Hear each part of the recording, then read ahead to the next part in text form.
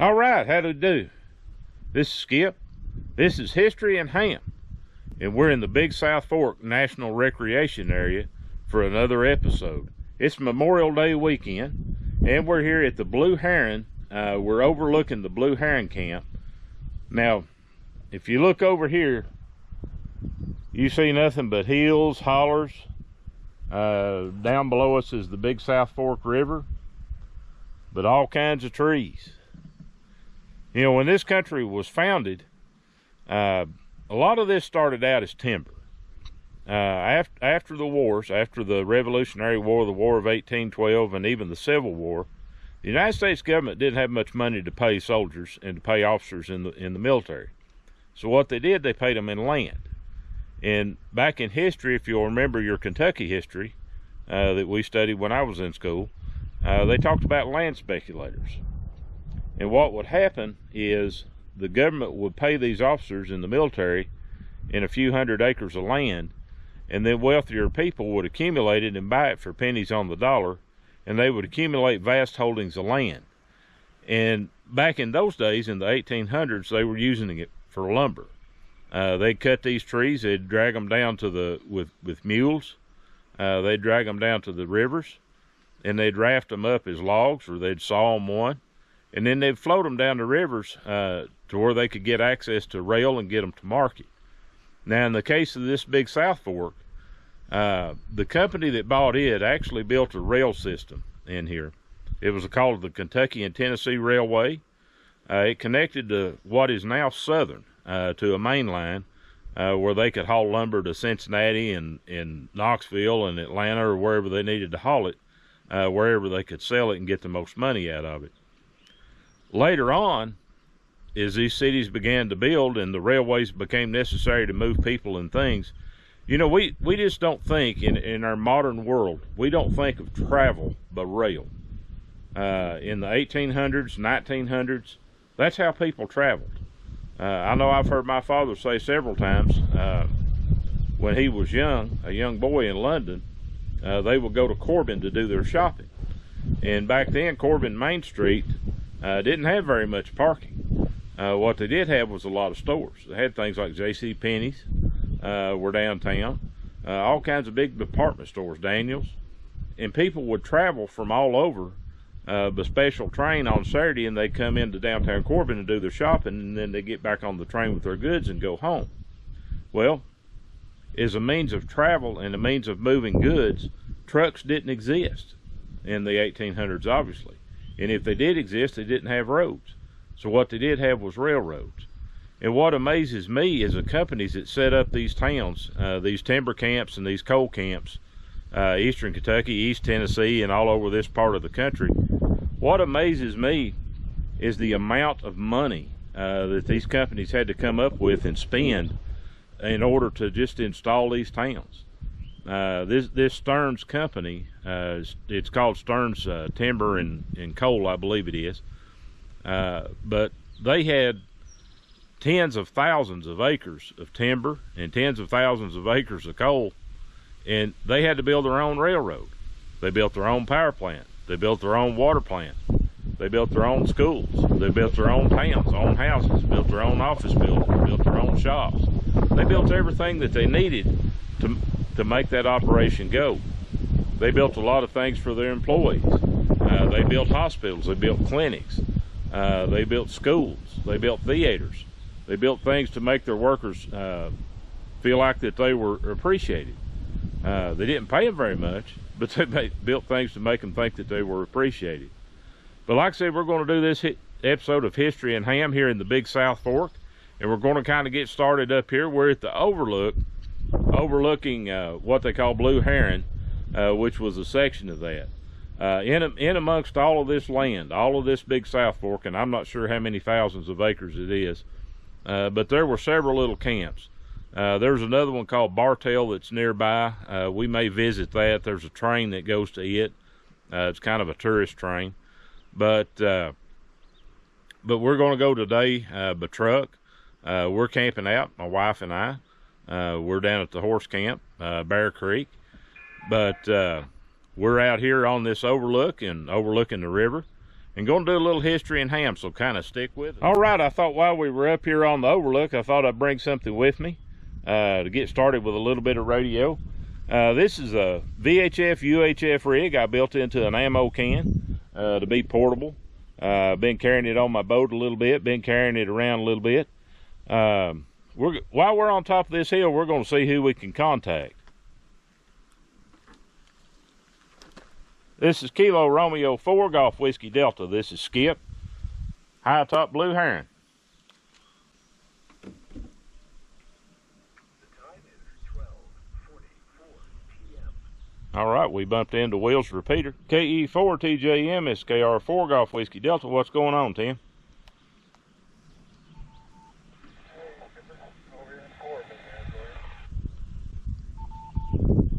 Well, you're in Corbin and I'm in your part of the world. I'm over here at the top of Blue Heron on the overlook.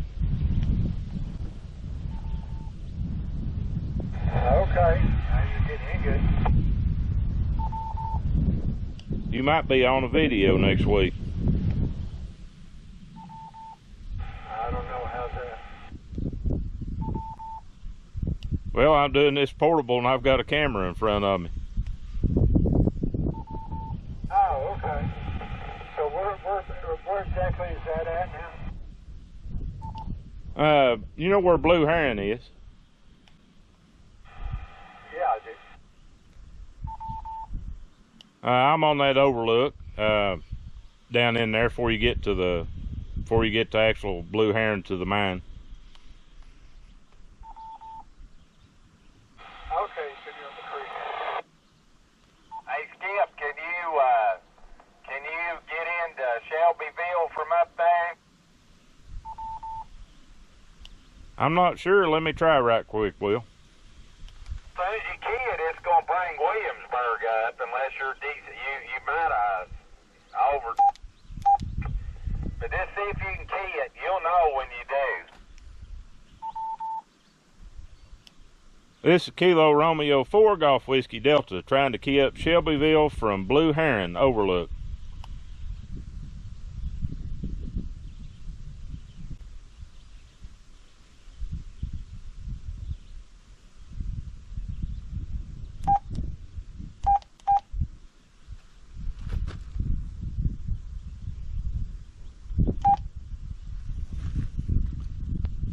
I tried, Will, no can do. Well, I figured you could. What's the elevation over there? I'm not real sure. I'm almost at the top of it, although there is a ridge on the other side of the river that looks like it's a little bit higher.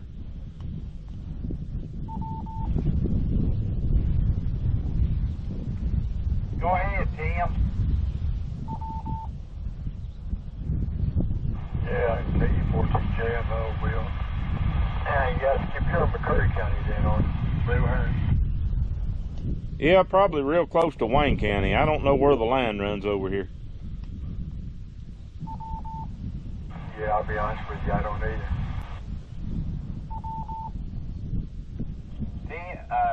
Skip, what's the name? KB4PTJ for ID. What's the name of the road that Dixon's restaurant store up there in Corbin is on? Tim is wanting the directions to that. I told him your best way is off the bypass, but I don't know the name of the road. Well, I just come from there. I already been there. All right, we're still doing history and ham. We're down in Blue Heron.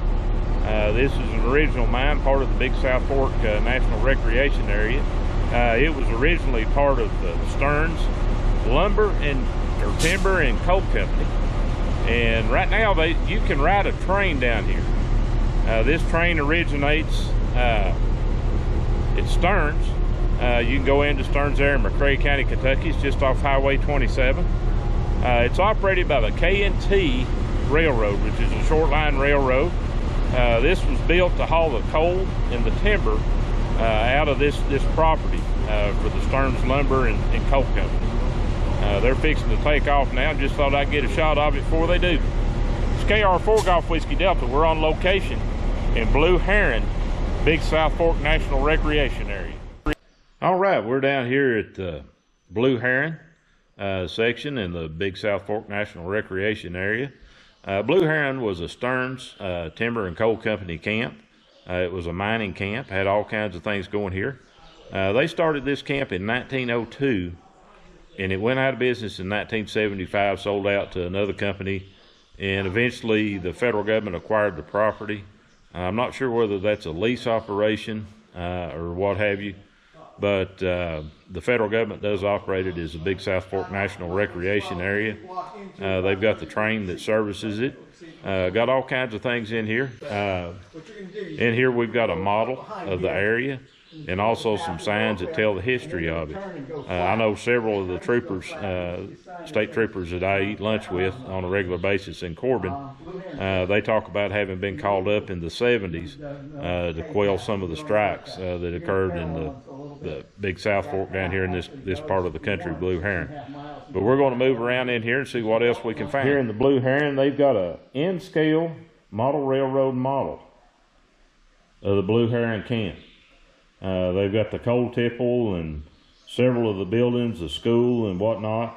We're going to visit the remains of some of these buildings. Some of them they've built steel structures on top of where they once stood to kind of resemble how it was arranged back in the day.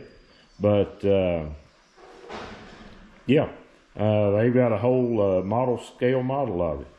This is KR4 Golf Whiskey Delta on History and Ham here in the Big South Fork Blue Heron Coal Camp. Behind me is the tipple for the Blue Heron Coal Camp. This is where they loaded the coal. They had little mines scattered all over this property, all over the Stearns Timber and Lumber Company. They had little mines here and there. And the trains from the mines, the cars from the mines, they bring the coal to this tipple, and they would load it in the top, and then it would go through the works, either crush it or load it as block coal, different things, different grades of coal, different sizes of coal parts, and they would load them into coal hoppers and haul them out of here. The K&T, Kentucky and Tennessee Railroad, which belonged to the Stearns Coal Company, they would haul the coal up to the main line, which belonged to Southern, and then it would go all over the United States to wherever it was marketed to.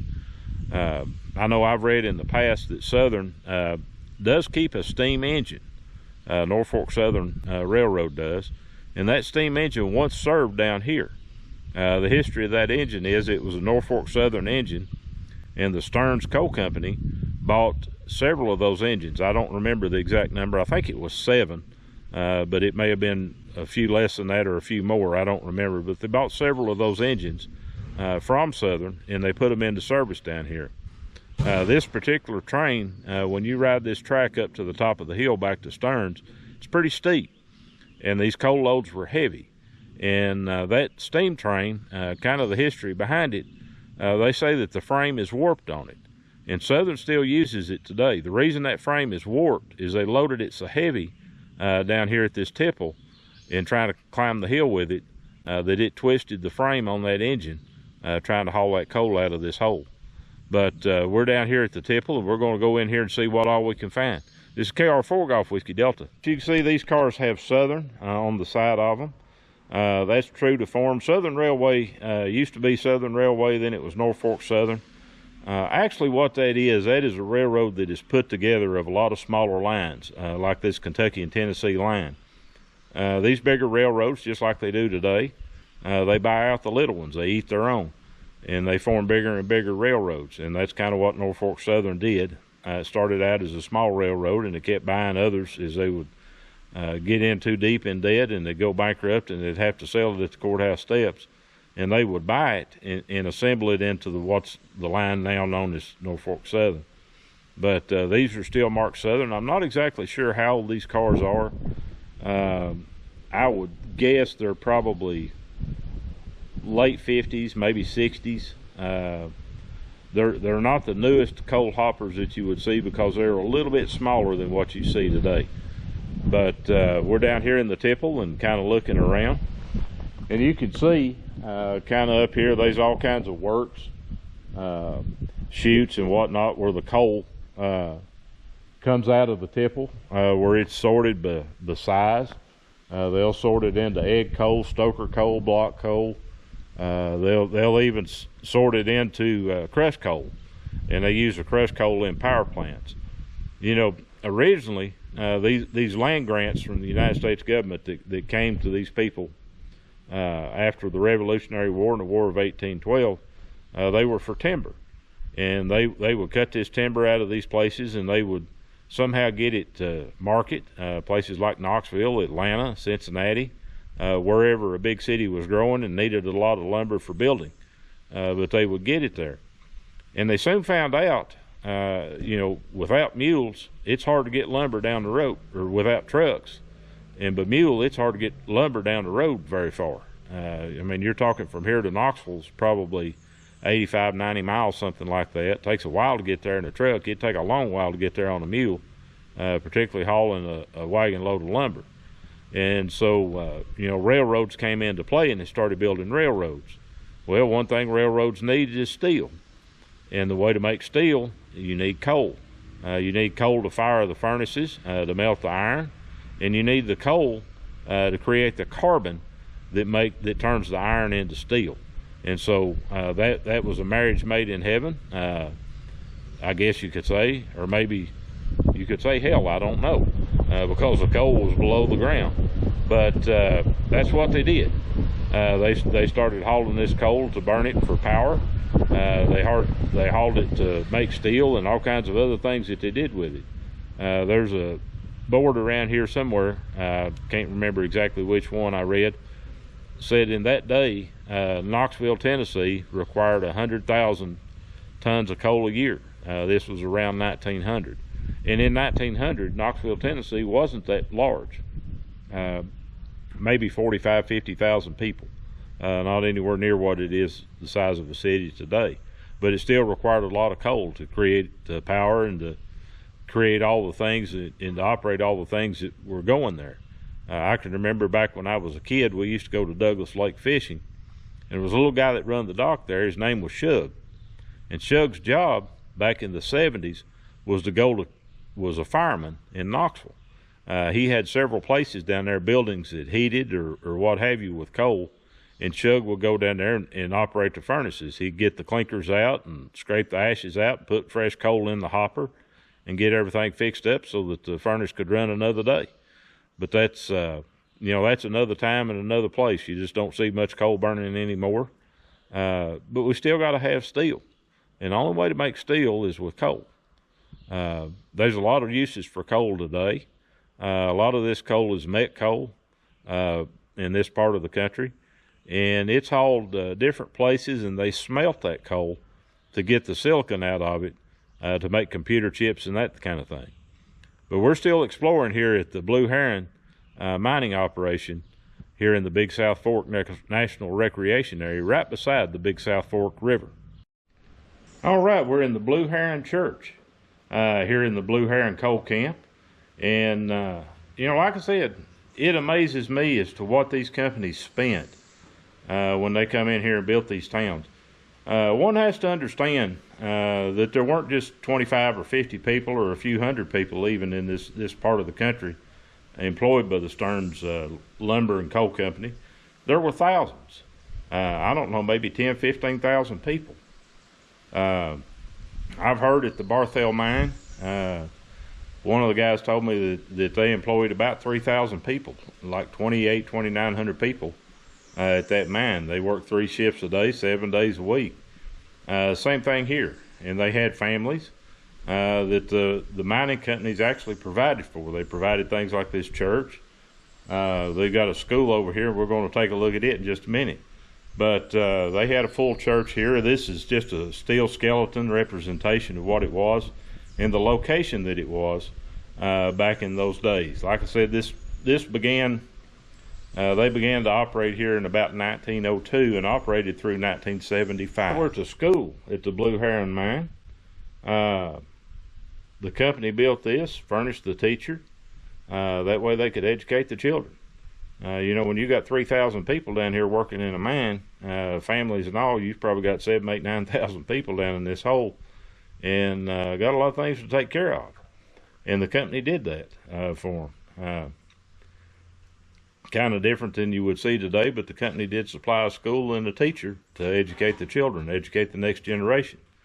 And we're still continuing this tour of the Blue Heron Mine in the Big South Fork National Recreation Area. All right, that one tipple and loadout here at the Blue Heron couldn't really be supplied by just one mine. They had mines scattered all over the place. This to me looks like an old rail bed that would have went somewhere else to another mine that they could haul coal to the tipple over here to be loaded onto trains to head to the main line. But this goes on around this mountain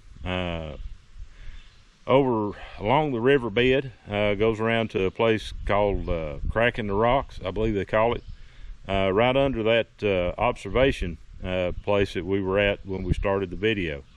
Still in the Blue Heron mining camp, Big South Fork National Recreation Area. This is a trestle that goes atop the tipple at Blue Heron.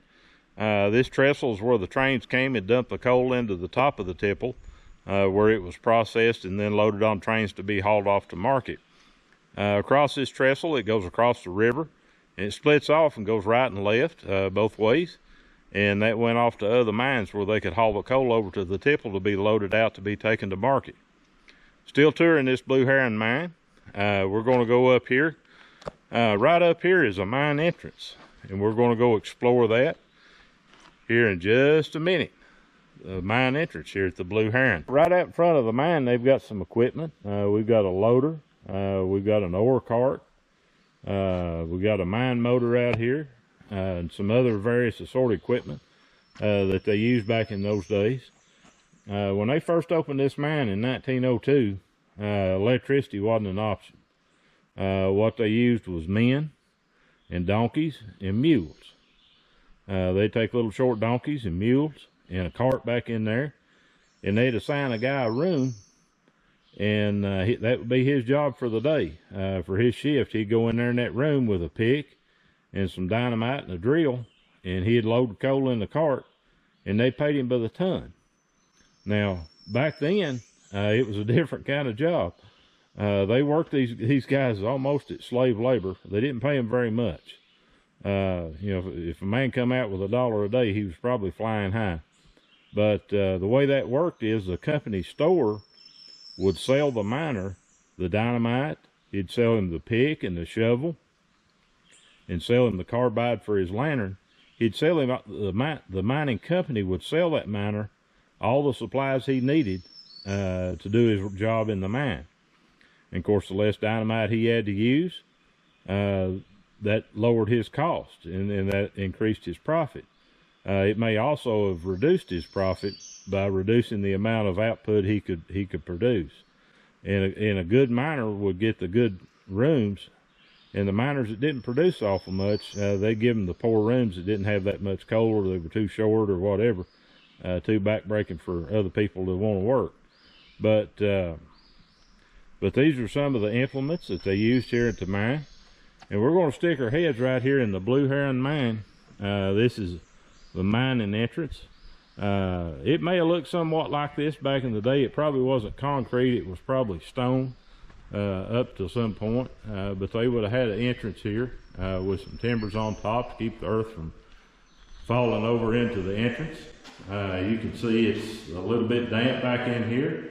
We've had some rain, and I don't know how this camera's going to work here in the dark, but I guess we'll find out when we get to the editing room. If you look back in here, you can see where those tracks go back into the mine. They've got it bricked off so that nobody goes back in there. Let's see if we can get our flashlight out on our phone and give the camera a little help. That's about as good as we can do back here. But you see the point. These things get dark. They're just like a cave. Back in the day, them guys, of course, in the beginning, they didn't have battery-powered lights or electric lights. All they had was carbide, and they'd have that little fire going on that light. And the problem was, you hit gas, natural gas down in one of these mines, in one of these holes, to get an explosion. That's why they took canaries down with them. They took canaries in cages, and if that canary passed out, they knew they were into gas, and that they better get out of there before something happens to them, before it explodes. But this is where we're at, the Blue Heron mine. It's a KR4 Golf Whiskey Delta. Blue Heron, Big South Fork. These mines, you put that many men together and women together, need a little entertainment. And I noticed back here they've got looks like a quartet standing in this building. I guess this was an entertaining place, maybe like a tavern or something like that. And they've got a radio station call on top of the microphone there, WSFC. I wonder if that belonged to the South Fork or the Blue Heron or whatever it was, Coal and Timber Company. KR4 Golf Whiskey Delta. We're in the Big South Fork. Well, wouldn't you know it? The supervisor of the mine was named Ledbetter.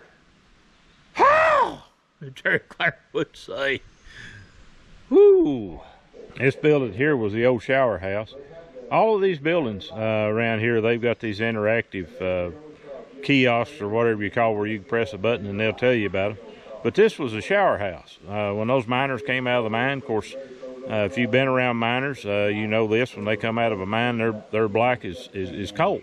Put it mildly. Everything on them's covered with coal dust, and they would come in here as a group and go into these showers and shower up, and they'd hang their clothes there. And they had some people that washed the clothes, and then they'd go pick them up and go back to work the next day. Once they were dry, they'd have a couple outfits. They'd pick up the clean one and leave the dirty one, and they'd clean it that night and have it ready the next day for them to go back to work. But this was one of the benefits of the mine. They had these showers where they could hose off the miners, hose the coal dust off before they went back home. KR4 Golf Whiskey Delta, we're at Blue Heron. All right, here we are in the Big South Fork, back at camp with the dogs, Leanne. We're gonna see if we can jump in here. This Kilo Romeo 4 Golf Whiskey Delta, this is Skip. Portable, Big South Fork, Kentucky-Tennessee border, National Forest. What was that called again? This here is K4LJB, Kilo for Lima Juliet Bravo. We're located in Central Virginia. Name here is Roy, but I didn't catch your call. I heard you're portable, but didn't catch your call. This is K4LJB. K4LJB, this is Kilo Romeo 4, Golf Whiskey Delta, this is Skip. I'm running portable in the Big South Fork National Recreation Area. It's a national forest on the Kentucky-Tennessee border. You ain't getting wet down there, are you, Skip? We were getting wet last night. We've had a shower or two today, but it looks like it's clearing off and the sun's peeking out right now. You know, Skip, I can tell you're from the South. I like that. I like that Tennessee accent you got. You must be close to Bristol, Tennessee. Oh, let's see. I would say the western part of Tennessee. Back to you. Well, I'm actually about halfway between Knoxville, Tennessee, and Lexington, Kentucky, right on the border. I'm over around 27 now, Highway 27. It runs on the west side of Highway 75, Interstate 75. All right, very, very good, Skip. Well, you got a good signal coming in here. So, portable, are you at home now, or you say you're out on out at some park? Yeah, right, okay. So I guess you're outside. What type of a rig and what type of an antenna system are you using, Skip? I've got a 991A that's wounded. It'll only do 50 watts. It won't go up to 100. And I've got a 1-to-1 baling with number 10 THNM wire thrown up in a tree. All right, good enough. You know, Skip, I bought me one of these Zygos, I think they call them, G90s. And you know what, Skip? I like that thing. I really do like it. I don't use it outside that much, and never have. Don't plan on using it or using it for parks on the air. But I do like the idea of going out in the backyard and sitting out there underneath of a shade tree and maybe having a hamburger, a hot dog, whatever. And at least while I was listening to it, maybe checking into a couple of our local nests. Do enjoy that. And so I got that thing. And I had me a dipole, and I'm telling you, the honest to goodness truth, Skip. That thing throwing that thing up in the air and over a branch gets rough. So I looked around, and I think it is a HF0101, I believe is what they call it. I see where Radiodity has got it for like about $200 and some odd. And I've been thinking about getting me one of those. It looks like it's kind of a portable type of, I don't know if you're familiar with it or not there, Skip. I ain't got one yet. I've just been looking at it, and it looks like it would be nice. $200 is $200. I guess it's not that much money, but I hate to spend it if it ain't going to do what I want it to. And the particular net that I like to check onto is on 75-meter band. So it's kind of a tough band to get a portable, get your SWRs down. But now I can say that the G90 has got a good antenna tuner in it. So that really helps a heck of a lot.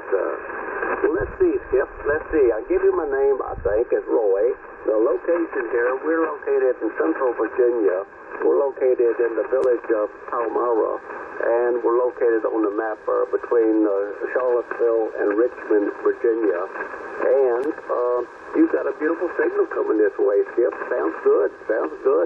You could tell anybody you've got a beam pointing this way, and I'd believe you, because you've got a good 5 and 9 signal. Good signal, good audio, sounds absolutely great. Back to she comes, KRG.